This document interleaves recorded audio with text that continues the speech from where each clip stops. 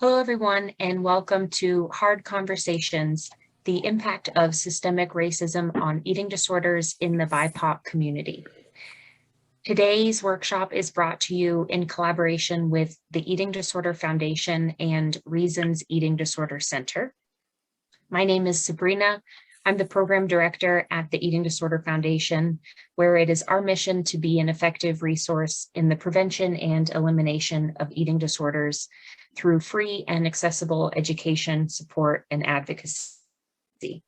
We don't provide treatment at EDF. Instead, we focus on ongoing support for individuals and families impacted by eating disorders. In a moment, I'll make sure that our websites and contact information will be in the chat so that you can look up that information and reach out to us after the workshop with questions or about resources. And now I'd like to take a moment and invite Shannon to share a little bit about Reasons. Shannon? Hi, thank you so much. My name is Shannon Brash, and I'm the alumni manager and the clinical outreach specialist here at Reasons Eating Disorder Center. I do just want to tell you a little bit about us. We are an eating disorders treatment program that's located in Los Angeles, California, near Pasadena. We offer a full continuum of care that includes inpatient hospitalization, 3 6-bed residential houses, and we have virtual PHP and IOP programming. We also have aftercare services that we provide for support. We offer trauma-informed care for all genders, and we treat patients from all across the country. And we are really excited to be here tonight and really appreciate the opportunity to collaborate with the Eating Disorders Foundation. Something that's important to us is being able to go out in the communities and offer education and support, just like tonight. We do actually have another community event coming up on November 19th. If anybody wants to participate in that, it is going to be called How to Be Anti-Diet, the holiday edition. And I'll share my email in the chat, or maybe the Eating Disorder Foundation will, if you want to be a part of that, have any questions, or have any questions about Reasons. Thank you so much for being here, and thank you, Sabrina.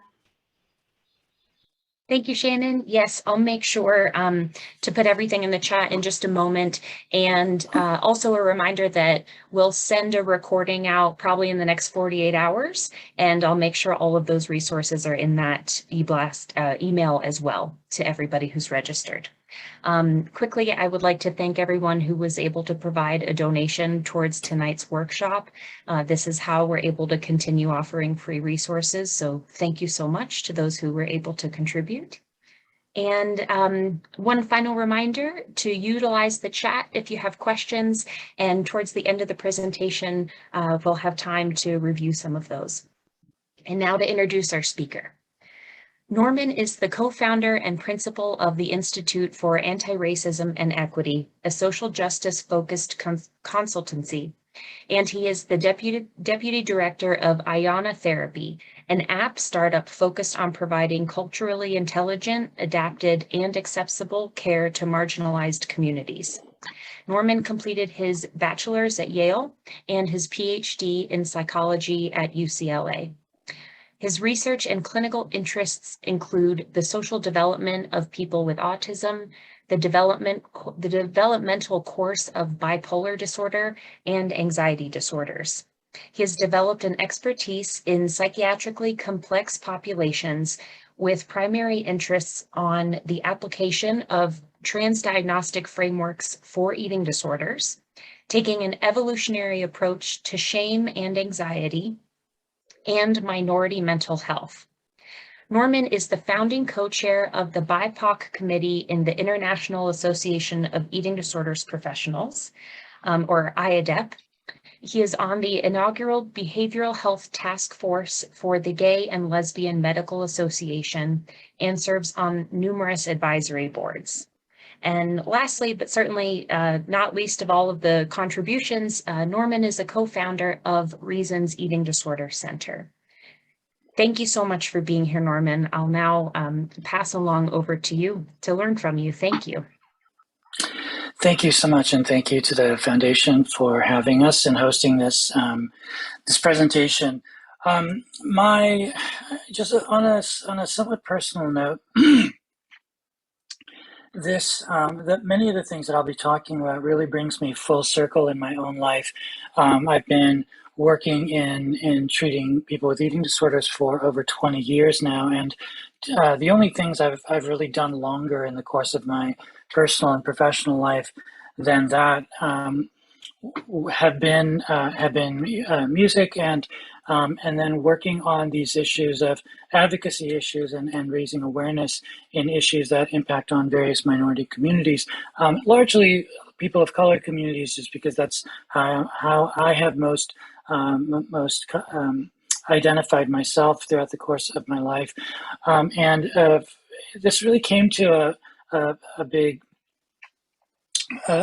point in about 4 or 5 years ago when I had my first son, and having now 2 mixed kids, and trying to think about wanting them to have a different experience in their life than I had, growing up as an immigrant, as an Asian American, as a person of color.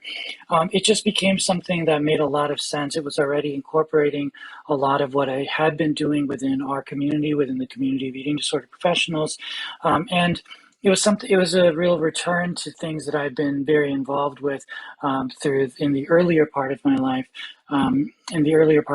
as well. So there's a lot of really personal elements in this for me. There's a lived experience element in terms of the impact of racism, and it's not just I say all of that to say that this isn't something that's kind of been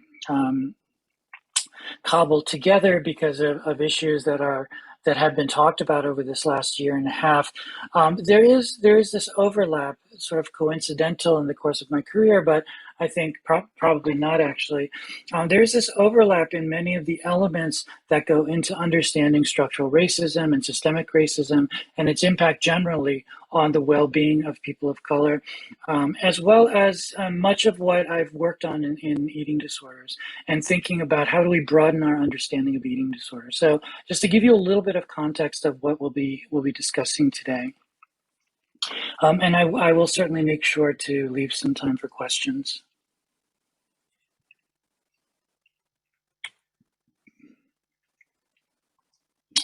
I always like to start with a little bit of history, and part of this is sort of an accidental piece as well. When we think about marginalizing people or ostracizing somebody, it brings to mind the original meaning of the word, which comes from the Greek ostraka. Ostraka were referred to broken pieces of pottery that people used to use in ancient Athens to essentially vote someone out of their community if they had done something transgressive. They'd done something that that was either against the rules or against the laws in some way. And the reason they used pottery was because it was ubiquitous. It was everywhere. It had no value. It was seen as, something that you could very easily throw away.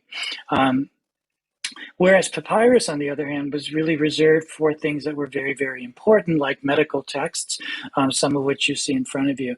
And so, the meaning of that word obviously still stays with us is in the way that we use the word to ostracize someone. What does it mean to ostracize someone? It doesn't mean just to banish somebody or just to sort of push somebody out. I think that's a little bit too innocuous of a sense of that word. To really ostracize someone means that you are taking away from them the normal rights that somebody might have in a particular community. But more importantly, it's the message. And this is the element that has a lot that has sort of carried on through to our current experience of discrimination and bigotry. It sends the message that you have no value, you have no worth, just like those broken pieces of pottery. And that's one of the points of commonality that I have found in my work, in both working a lot with people of color communities, but also in working for all of this time with people with eating disorders. I think at the core of this illness is a profound sense of I'm not good enough, I'm not as good, I'm not as deserving, I'm not as worthy.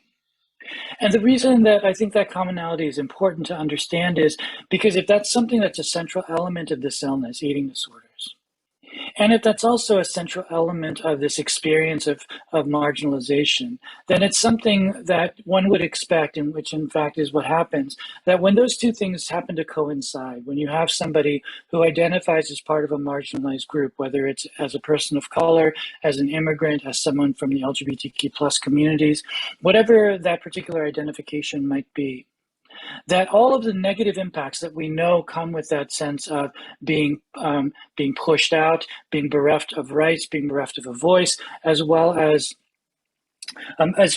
having communicated to you over and over and over again until it's truly internalized as part of your self-concept, that you are somebody who's worth less than other people. When that is something that's already there because you're predisposed to an eating disorder, and that gets reinforced because you have this experience of discrimination, it's only going to magnify the impact of this illness on those people who are affected. And I think that's a very different picture than we tend to think about in terms of the relative risk and the relative impact of eating disorders on communities outside of the majority community. These messages these messages are part of the experience of eating disorders. I'm not as important. I'm broken. I'm defective. It's okay for me to be thrown away.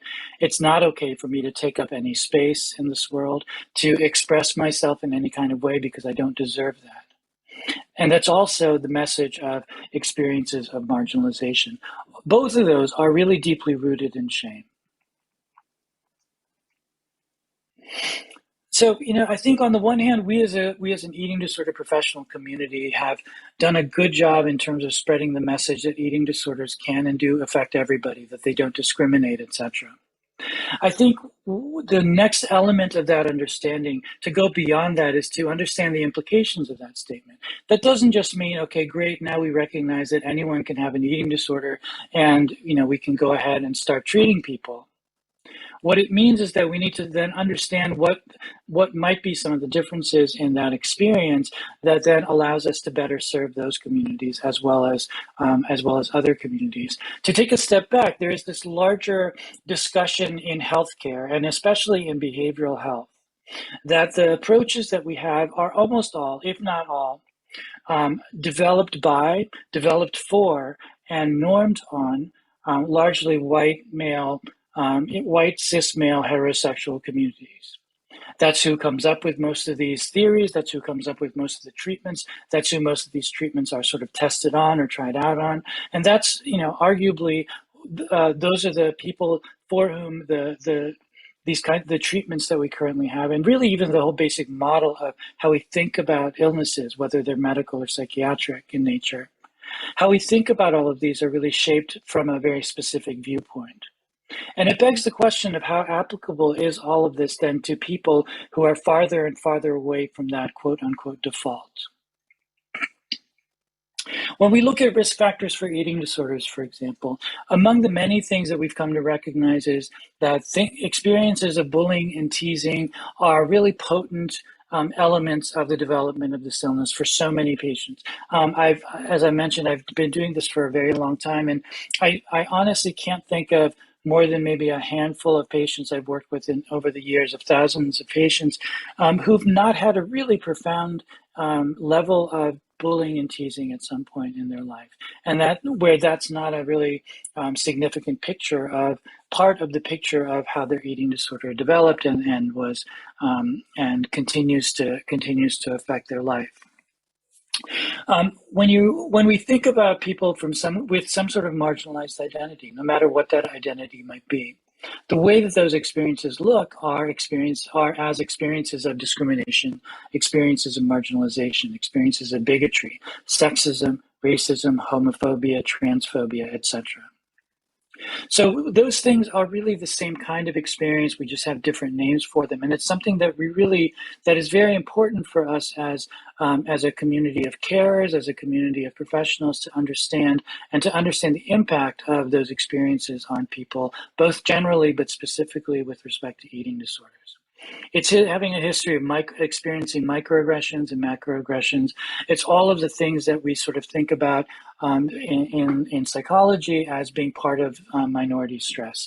When you are part of a minority community, or when you have a minority identity, there's a predictable sort of a series of experiences that people tend to have that have everything to do with that minority status, and the degree to which you are accepted by or rejected by the culture at large, or the default culture, and which also gets echoed within even our own cultures. All of this is to say that not only are people from marginalized communities at risk of developing eating disorders, but they actually are at particularly high risk for developing eating disorders. It's not just that people from marginalized communities can and do experience these illnesses. It's that they actually are experiencing them to a greater degree in some instances, and they are actually at higher risk for developing developing eating disorders than are their non-minority peers. So when eating disorders happen in this context of further being marginalized, being powerless, suffering, the suffering and the struggling that comes along with an eating disorder is really magnified. And that's something that has really significant implications clinically, as well as just for someone's life. Just very briefly, what we've come to understand when we've taken a look at from epidemiologic studies, when we've taken a look at actual rates of eating disorders across all groups, at least in the United States, what we've seen is that the prevalence data look quite different than what most of us even are taught in grad school, what most physicians are taught, and what most people in the general community, what most people in sort of out in the world think about eating disorders. First of all, they found that there were no significant differences in rates of anorexia nervosa across all ethnic groups that were studied. Again, I think quite a different picture than what most of us, were, maybe not us, but what most people tend to think about as the person who is at most risk for developing an eating disorder, right? That person being, a young cis female, largely white young woman. That's still sort of the picture that accompanies magazine articles, or I guess you kids have blogs now instead of magazines. But any kind of depictions of this illness, that's still typically sort of the picture that accompanies it. Secondly, they found significantly higher rates of bulimia nervosa in Latinx and African American groups. And finally, significantly higher rates of binge eating disorder for all ethnic groups studied. Especially when you think about the fact that binge eating disorder and bulimia are the vast majority of people who struggle with this illness. What all of this data together mean is that people of color, or women of color in particular, are at much higher risk for developing eating disorders than are their white peers. So I think that as a baseline understanding of this illness, I think that's something that needs to much more come into our consciousness and be incorporated into the way that we're all trained and the way that we all tend to think about these illnesses. Because if that's true, especially thinking about the demographics, the changing demographics of the United States, and if it's also true, which it is, that we as a field are not really prepared with culturally adapted and culturally modified approaches to treating people from different communities, then we are already well behind in terms of being able to provide the treatment that these people are really both deserving but also in need of. Where we do see the disparity is in utilization rates. People from ethnic minority groups are significantly less likely to utilize all healthcare services, but particularly behavioral health services, than non-Latino whites. Partly that's some of the barriers are economic in nature, access to care in nature, but many of the more significant systemic barriers are the lack of availability of culturally competent therapists and other clinicians, the lack of availability of culturally competent approaches and culturally competent therapies, and culturally competent treatments of any kind. Form really significant barriers. We really saw a lot of this play out on a very large scale over this last year and a half, when everyone had to move to doing virtual work. We saw sort of many of our assumptions about what would work and what wouldn't work sort of upended, because all of a sudden we were in this very different world and we had to very quickly adapt. I think it showed us where so many of our systemic problems were, because everything that was impacting on minority communities was only going to impact them more, which is absolutely what we saw with COVID. And that was not only in the case of medical care, but also in the case of behavioral health care. So there are many significant layers of barriers to accessing healthcare services that people of color and people from other marginalized communities experience that represent a really potent barrier for them to try to receive the care that they need. We see similar patterns in LGBTQ plus communities. We know generally that people from LGBTQ plus communities have twice the odds of developing mood disorders, anxiety disorders, substance abuse. Almost all of that risk is carried by experiences of rejection, experiences of homophobia, experiences of transphobia, experiences of societal discrimination that they have, as opposed to anything necessarily to do with gender identity or sexuality per se. All of it has to do with the way that the world tends to treat them and the way that many of their families tend to treat them. And that pattern certainly carries through when we look at eating disorders as well. LGBTQ plus identifying high school students are at elevated risk of developing disordered eating behaviors. Overall rates of eating disorders in the LGBTQ plus populations are the same or higher than among their heterosexual peers. Odds of engaging in various problematic behaviors are actually higher in bisexual and gay and lesbian identifying youth. And then finally, the one study that's really looked at this that was quite alarming to see showed that there were significantly higher rates of eating disorders, particularly in the trans population. So there are all of these people who are really struggling with this illness and these are all communities that we're not necessarily used to thinking about focusing on for anything really, but let alone something like eating disorders. And we know that those communities are very severely impacted. On top of which, if you think about sort of the idea of intersectionality, that all of us carry multiple identities with us.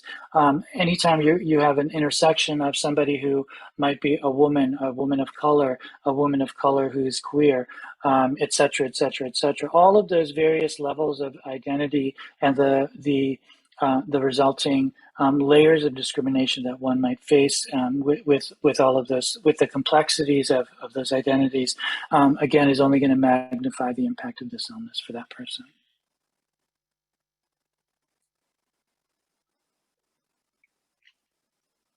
So this forces us to really think about changing the way that we conceptualize this illness. You know, Sabrina, I can't remember if it was in her introduction or when we were speaking before, but I've along with many other people, I take no credit for this idea in particular, but there have been many of us who've been really calling for a fundamental sort of shift in how we think about these illnesses, and with eating disorders in particular.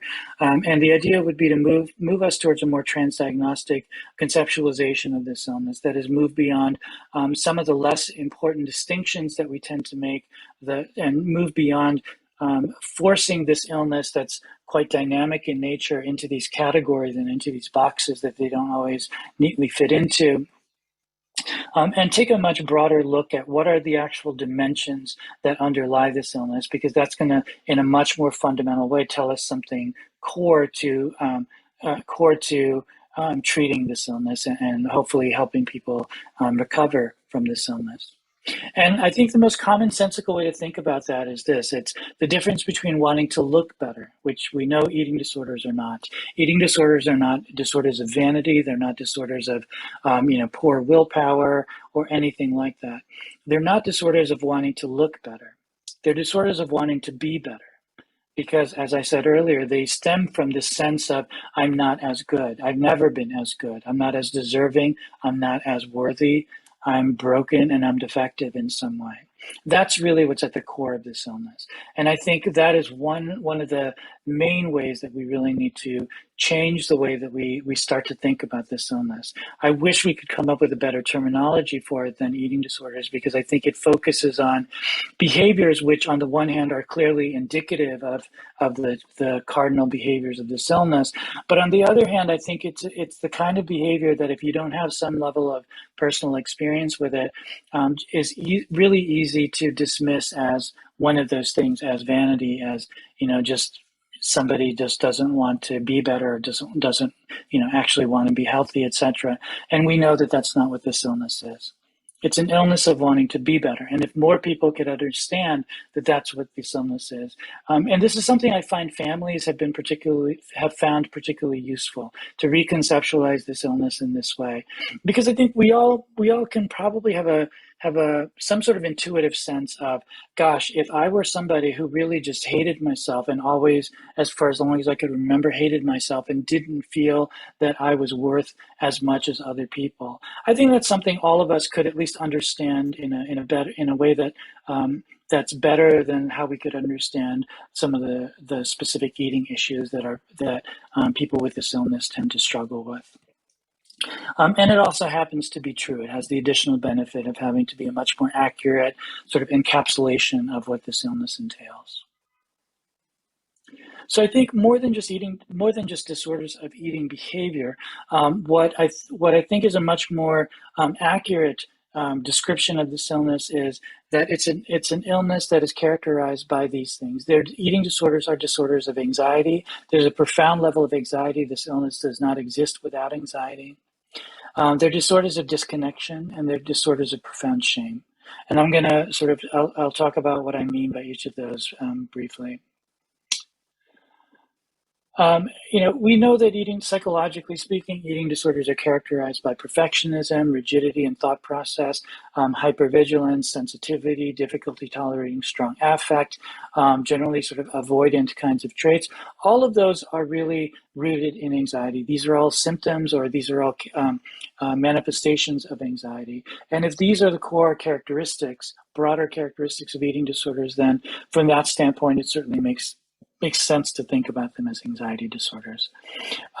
You have somebody who is extremely sensitive, somebody who has a lot of propensity for anxiety. Anybody who's particularly sensitive is going to have difficulty modulating their emotional response to the world. They're going to tend to experience things as much more aversive, whether those things are positive or negative. And anytime we experience anything aversive, it's the way that we're wired is that we try whatever we can do to not experience that. If you feel something painful, your natural inclination is to not feel that anymore. The problem is that when you continue to engage in these kinds of compensatory behaviors or avoidant behaviors, it actually only serves to make you more sensitive. And it continues this really vicious cycle. This really is the cycle of anxiety. As well as the cycle of eating disorders. And so from this kind of big picture standpoint, it makes a lot of sense to think about eating disorders as anxiety disorders.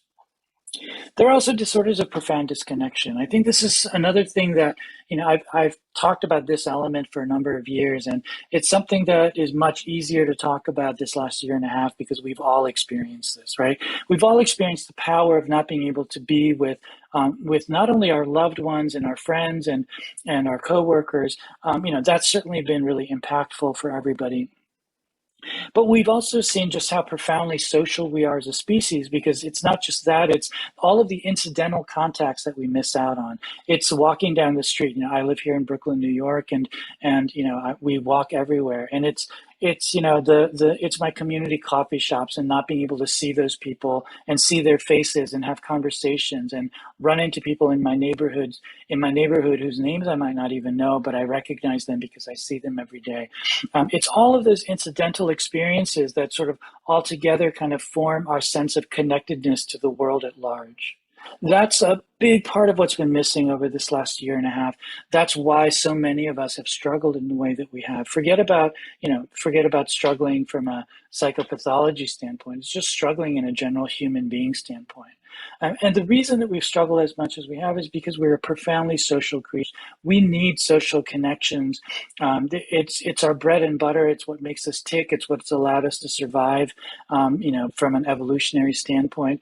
That's the thing, that's the characteristic that most defines us as a species. And when we're without it, we really bad things happen to us. Bad things, there are many significant consequences that come from that. Well, eating disorders are disorders of profound levels of disconnection, obviously not having anything much to do with COVID in particular. People with eating disorders have profoundly disrupted relationships. That doesn't mean they don't have people who in their lives who love them. That doesn't mean they don't have partners. They don't have, family members who love them and care about them. It does mean that when you're coming from a viewpoint of I'm not worthy and I'm not good and I'm broken, it's almost impossible to have healthy, boundaried, reciprocal relationships with people in your life. And without that full sense of connectedness to people, existence is actually very, very painful. And I think this is something that that all of our patients really experience as a central part of this illness. It disconnects you from yourself, from your body, from your sensations, certainly from your spirit, in the sense of having a connectedness to something larger than oneself.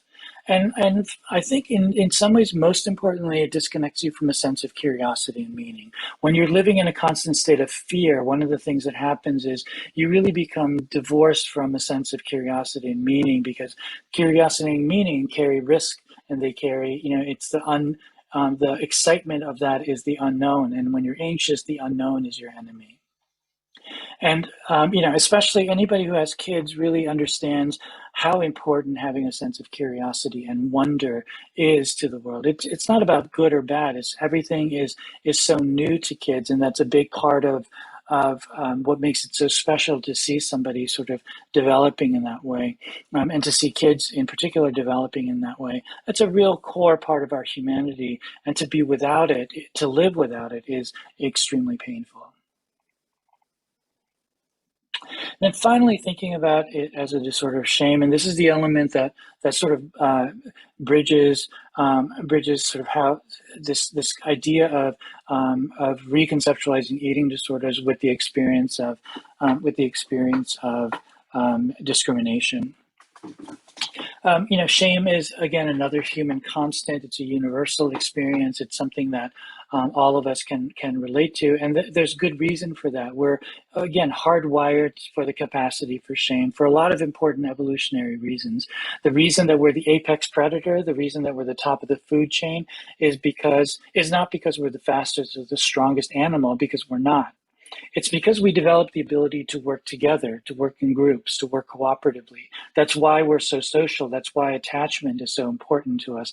That's why, that's why babies are born completely helpless, because if our offspring need us for their safety, for their development, etc., that automatically forces us into this situation where we have to bond emotionally together.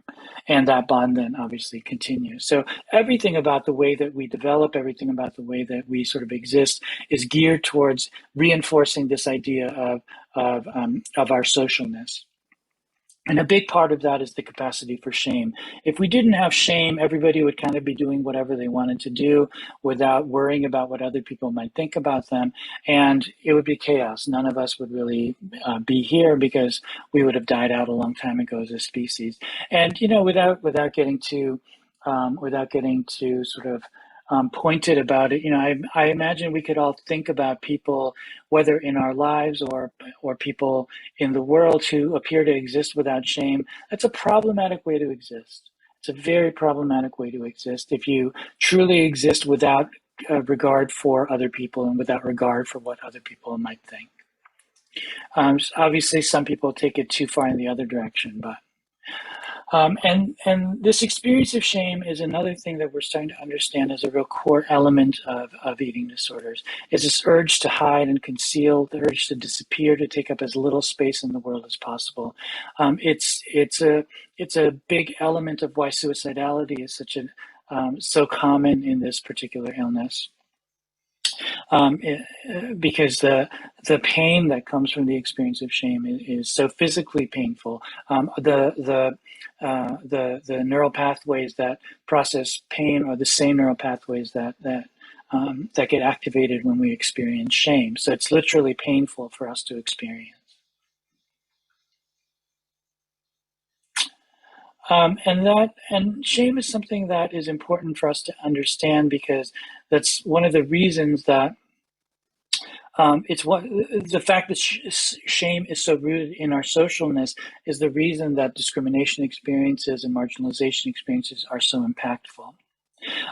Shame is social in the sense that it comes from our need for attachment and belonging.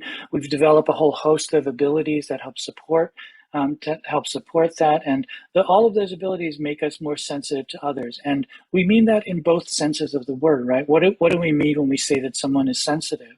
Well, we mean both that they get their feelings hurt more easily, but we also mean that that person is also someone who is more likely to pick up on subtle, emotional states of other people. So it's not a good or a bad thing. It just is a thing. Some people are more sensitive than others, and sensitivity can be a blessing and it can be a curse, depending on context. But the fact that shame is so profoundly social is what makes experiences that threaten your social status so negatively impactful. Anything that threatens your social status, or that's a threat based on social status, and these would be experiences like discrimination, experiences of being stigmatized, experiences of rejection, objectification. All of those kinds of experiences are things that we are particularly hardwired to notice in our world and in our lives, and to pay particular attention to. So it's not that like all minorities are just being overly sensitive. I think that's a common sort of argument that gets tossed around a lot. It's that all of us are really primed for noticing these particular experiences. And when you're somebody who isn't a part of a majority culture, then you're much more likely to have these kinds of experiences. And these experiences are the kinds of experiences that also tend to be repeated. So repeated exposures to these kinds of experiences lead to expectations of negative evaluation, as well as sort of a internalized concept of oneself as seen through the eyes of the other. And this is something that you can see. There are decades worth of classic experiments that have shown us that little kids, for example, are very aware of racial differences, even if they don't have any kind of particular value attached to them. But very young kids, as young as like a kindergarten, first, second grade, kids that young already are starting to receive messages, whether they're black or white or whatever. They're already starting to receive and internalize messages from the larger world about, lighter skin is good, darker skin is bad. And if we had more time, I would show you a pretty powerful video with kids talking about that. And it's because of these repeated exposures and repeated messages that one is getting from the world.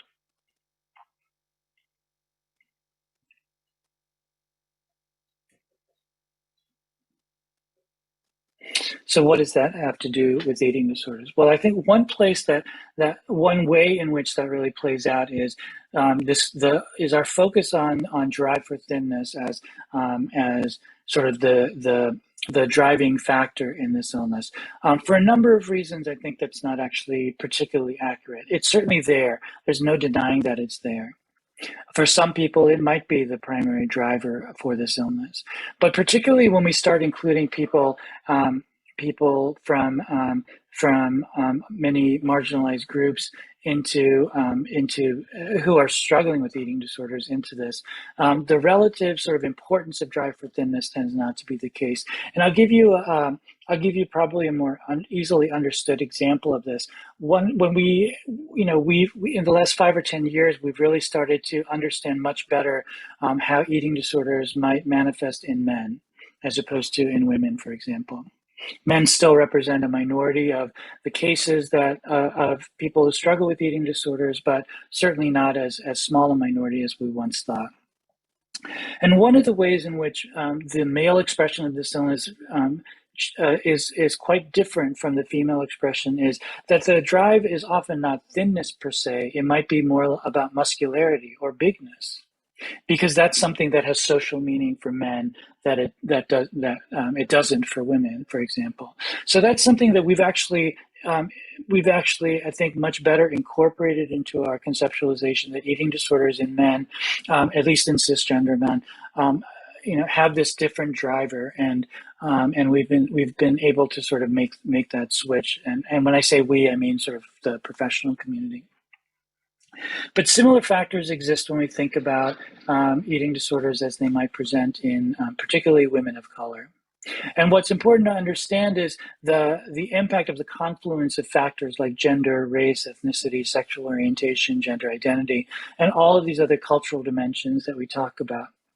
And that it's not necessarily thinness that's going to be a driver, because if you go back to this idea of what's at the core of this illness, is I'm not as good, I'm not as worthy, I'm not as deserving as other people.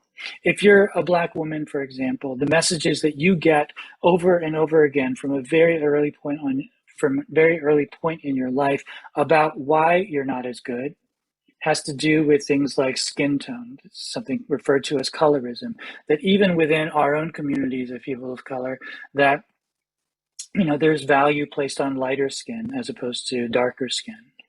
Having hair that's more natural has negative connotations about it. Having facial features that are more Caucasian is more valued as opposed to not. Among Asian Americans and in Asia itself, the most common plastic surgery is the eyelid surgery that makes Asian eyes look a little bit more white. That there's a very clear message of the value system at play there, even within Asian cultures. The whiter you look, the more attractive and more successful, et cetera, you are seen to be. So I think this forces us to think beyond thinness, to go to other elements of body image and other elements of body image that particularly play into self-image. And so for somebody who maybe is not a cis female, a white cis female in our particular culture, the elements that go into negative self-image and negative body image may not necessarily be so focused around thinness. It might be some of these other factors. And so those are all things that we need to start thinking about. We need to start incorporating into our conceptualizations, incorporating into our assessment measures. I promise you that these are not questions that are routinely asked in eating disorder assessments. And the reason that those questions are important is because they reflect an understanding that these experiences of marginalization, these experiences of discrimination, are a manifestation of the internalization of dominant cultural standards. That when the dominant culture, when everybody you see on TV and in movies and in magazines and on social media and everybody who is running companies, when I do DEI work with companies, there's sort of a famous thing of if you look at the CEOs of Fortune 500 companies, that there are more CEOs named with the first name James than there are female CEOs altogether. That tells you sort of how deeply ingrained this idea of what somebody who is successfully able to run a company ought to look like. Even though, white men represent, I think something like 30% of the general population, they are in almost 90+% of those kinds of positions. That's, you can look at almost any industry and you're going to see similar patterns to that. But a lot of that is because a lot of that tells you something about the power of how these cultural standards become internalized. So it's not just in play for the culture at large, but it also comes into play for how people's own internal sense of self starts to develop. And one of the important ways that manifests for many people of color is it can drive a whole host of eating problems that we tend not to focus as much on. And the bottom line is that people at the margins, people who are ostracized, people who are discriminated against, are defined as the perpetual other.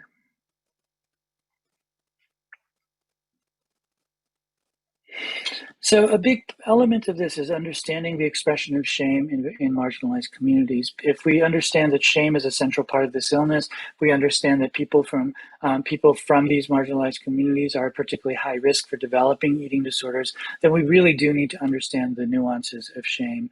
We need to understand the nuances of having and carrying multiple and overlapping identities, the meaning of having to code switch from one kind of situation to another.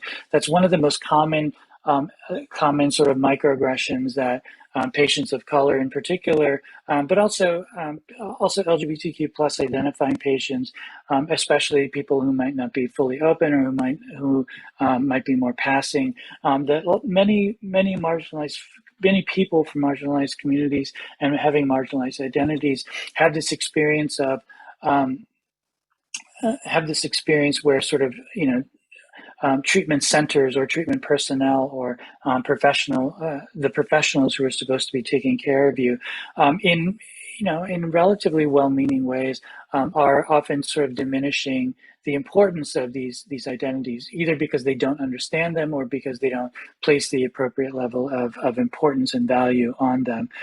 It's not wanting to talk about things like racism, what we're here to talk about today, and the impact of systemic racism in the context of treatment, because what does that have to do with eating disorders? In and of itself, that's a very powerful microaggression, because what's the message? The message is that experience, which is the central experience of your life, is actually not important enough for me to talk about in the context of your eating disorder. So let's talk about this other thing instead. Because truthfully, the reason that it doesn't get talked about is that most people are uncomfortable talking about it. Most of us don't really know how to talk about it, and it has much more to do with us than it has to do with anything else. There are a whole host of ways in which in which people's sort of cultural backgrounds or in which people's identities are dismissed in this way. The goal here is not color blindness. Color blindness just says, ignore all of these important differences and let's just treat everybody the same. Well, that doesn't work. We know that doesn't work. We shouldn't treat everybody the same. We should treat people the way that they need to be treated. That when we've, especially in mental health, there's been a big movement to talk about personalized care. Well, it's a movement that hasn't really meant anything, especially for many people of color, because the field hasn't really done a whole lot in terms of elevating our level of cultural competency. And without doing that, then that's a fairly meaningless statement to say that you've personalized something when you've not been able to sort of incorporate people's identities fully into the way that we think about illness, whether it's medical or psychological. I mentioned microaggressions a little while ago. This is another thing that's really important for people to understand. And I imagine most of us at least have heard the word and in some general sense know what they are. But microaggressions are communications of prejudice and discrimination that tend to get expressed through seemingly meaningless or unharmful tactics, but in fact, the message behind a microaggression is almost always quite clear, at least to the receiver. And the impact of microaggressions is in their ubiquity, is in the fact that they happen over and over and over and over again, and they happen in a repeated way. And the impact is also the fact that because there is that little bit of ambiguity about a microaggression, it's very easy to think that you're being overly sensitive, and did that person really say what I think they said? And that kind of questioning sort of starts to eat away, and is another element of how sort of dominant cultural standards become internalized. And I'll give you a relatively innocuous example, but it's things like, as an Asian American in particular, the classic microaggression question is, being asked where you're from. And if I say Chicago, the follow-up question, no, but I mean, where are you really from, right? Well, on the one hand, there's a genuine sort of curiosity because I don't look like I'm necessarily from here, whatever that means. So on the one hand, there's a curiosity behind the question, but really what's behind the question? Well, Americans don't look like you. So Chicago doesn't really make sense as an answer. So I kind of want to know, we don't do that if someone has like is Irish or German by ancestry. We wouldn't, unless they have a strong accent or something like that. Nobody's going to question, ask them like where your family's from. And that's a question that if you don't look like you're from here, gets asked all the time. My friend who is the CEO and founder of the startup that Sabrina mentioned is from Senegal, from Africa, but he spent most of his education here in the States. And for him, it comes in the form of people assuming that he's African American. Well, he's not. He's African. There's a big difference. And even being African, where he's from in Senegal is going to be very different than other parts of Africa, for example. So, there are many layers of microaggressions, and we don't have time to go into them all. But the reason that I'm talking about microaggressions is that microaggressions are the main way in which discrimination happens. It's in the big systemic pieces, obviously. It's in the institutionalized pieces, but on an interpersonal level, microaggressions are the main way in which these kinds of experiences are experienced.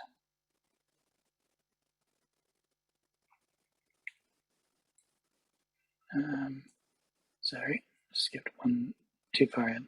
All right. So I think I will. I'll pause there, or I'll stop there and open it up for some questions. Thank you so much, Norman. Yes, I do have a couple questions already. So, you have covered lots of different cultural dimensions and even right into different diversities. So our first question here is, how does neurodivergence influence systemic racism and disparities with eating disorders? Yeah, it's a great question. So I spent the early part of my career as an autism researcher, and so neurodivergence, at least as it applies to autism and Asperger's syndrome and other similar disorders, is something that I've thought a lot about. I'm trying to give an answer without getting too sort of in the weeds about it. We've known that there is a relatively increased incidence of things like autism that tends to run in families of people with eating disorders. We've never really known what to make of it. On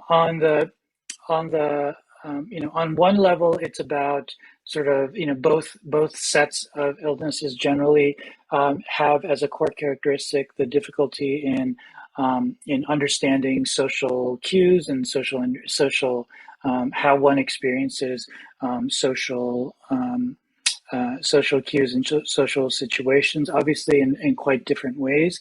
One is sort of being relatively less sensitive to them and be more confused by them, and the other is being more sensitive to them. But at the core, in some ways they're similar. There's some neurobiological evidence that says that there's some overlap because some of the same structures appear to be at play in both. In terms of how we've come to think about neurodivergence, I think if it does force us to rethink, for example, how we do treatment. If the way that most treatment centers, even though everyone kind of has their own niche, most treatment centers approach treatment in basically the same way, which is the way that most people in the Western world approach this kind of treatment, which is one-to-one kinds of therapeutic things, some medical interventions, some psychiatric maybe interventions, and then group therapy of one kind, especially if you're in some sort of program. That's how I set up our program. That's how every program I've ever been in has basically been set up. The problem goes back to one of the things I started off talking about, which I think has relevance here, which is that all of those approaches, that entire way of thinking about this is what treatment ought to look like is based on a very specific understanding, very specific Western cis male heterosexual sort of understanding of mental illness, understanding of what works, and that just may not be applicable to everybody. And we certainly know that that's true for people who have various manifestations of neurodivergence, whether it's people with ADHD or people with autism or Asperger's. This kind of treatment may not be the most appropriate treatment for that person.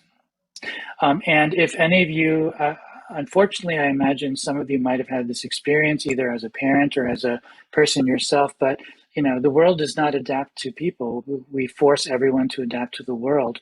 There is a clear default that everyone is supposed to kind of fit into as opposed to the other way around. And that's just how things are structured. So I think both for the sake of people with some kind of neurodivergence and for people who might come from a different cultural background, we really need to do a fundamental rethink of how we think about illness and how we think about treatment. And the ways that we approach treatment, and not assume that everything's going to work the same for everybody. It's probably a bigger picture answer than you were asking, but it's a big picture question. Yeah. It's true, right? It's there's a lot to hold, and it really just calls to what you've mentioned a few times, that as the eating disorder professional community, whether that's therapists, doctors, nutritionists, mentors, really needs to continue to expand our ideas of like what is an eating disorder and how it is so unique for every individual. That that beyond thinness slide that you shared, I think was really key. In a lot of our groups, the discussion is around like, hey, we can really understand that the eating disorder, the behaviors, and the symptoms that come from that are a piece of it, but like it impacts and it means something so different for so many people. Yeah. So the next question is kind of expanding beyond the United States. Do you know any information or research or even resources kind of beyond the U.S. of how this is systemic racism on eating disorders is?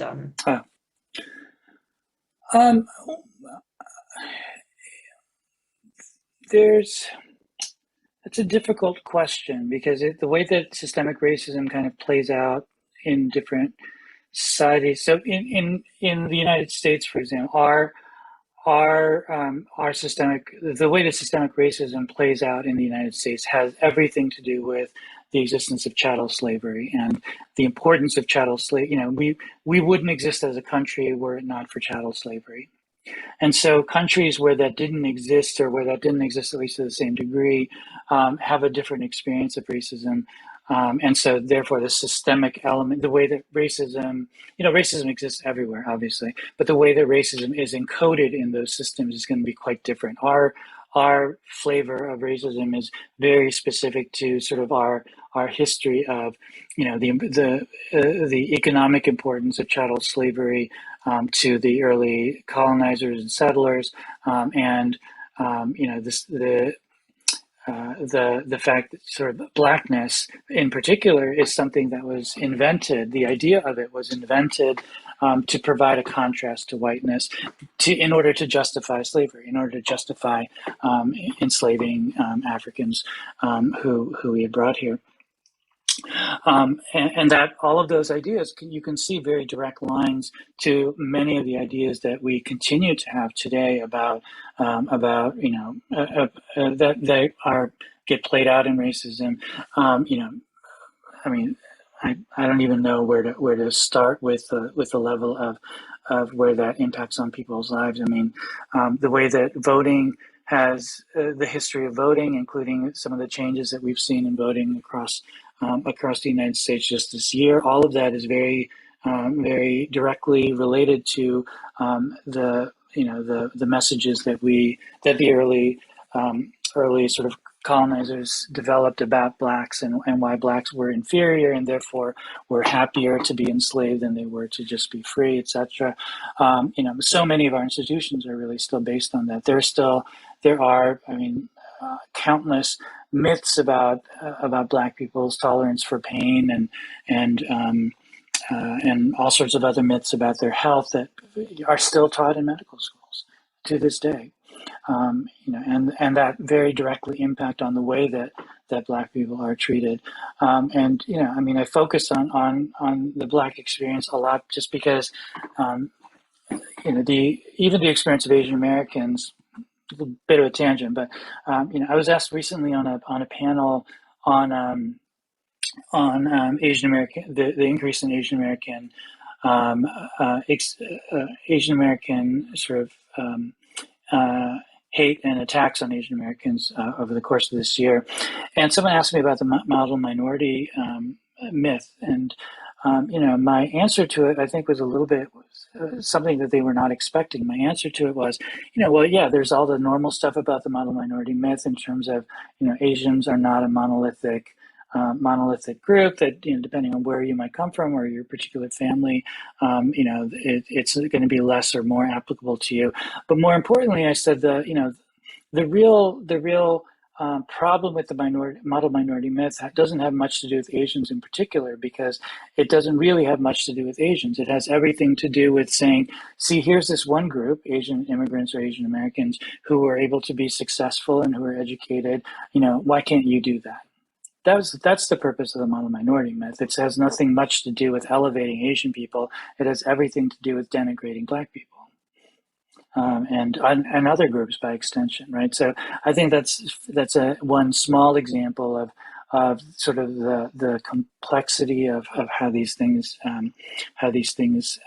sort of come out. I think like the experience of generally speaking, obviously is very broad strokes. The experience of Black people in the UK is quite different, just because there's been a lot more. Racism in the UK tends to be focused a little bit more on people from Middle Eastern countries, for example, or Southeast Asians. In other European countries, it's going to be manifest differently depending on what their history with other races are. Racism exists in Asia, where the vast majority of people are Asian, and if I don't know if any of you are Korean, Japanese, or Chinese, but especially, there's centuries of animosity between those countries, and even people of my parents' generation still carry around a lot of those negative feelings about other people from other Asian countries. So does it exist everywhere? I can't imagine there's a country where it doesn't exist, but the way it looks is going to be specific to that particular country. Thank you so much. We have reached our full hour. I will again thank you for your time and your expertise on just bringing this conversation to light that just we need to continue to keep doing. So thank you so much, and we'll get this recording out to everybody as soon as we can. So grateful for your time. Yeah, well, thank you all so much for being here, and it's for your interest in this important question.